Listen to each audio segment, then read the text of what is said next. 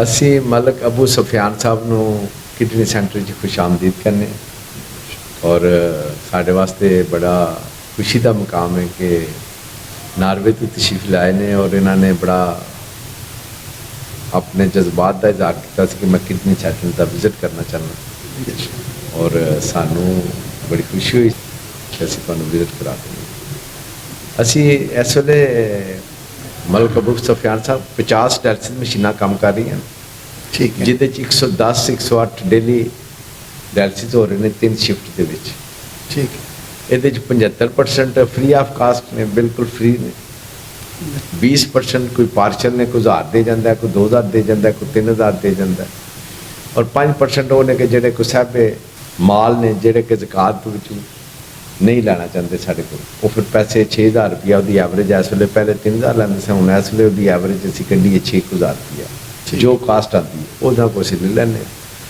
जिन्ने भी असी है कोई 1 करोड़ 50 लाख रुपया असी खर्च कर रहे हैं इस वे महाना, वो सब गुजरात के सनअतकार, ट्रेडर और ओवरसीज जोड़े ने वो फंड दे रहे हैं महाना तो कुछ सालाना, तो असी वो अगू मरीज़ों को डिलीवर कर दें।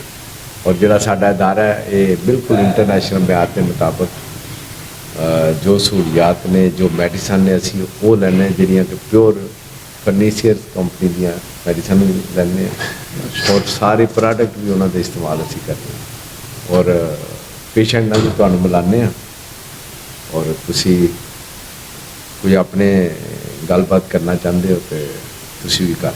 बहुत शुक्रिया। अस्सलाम वालेकुम रहमतुल्लाह।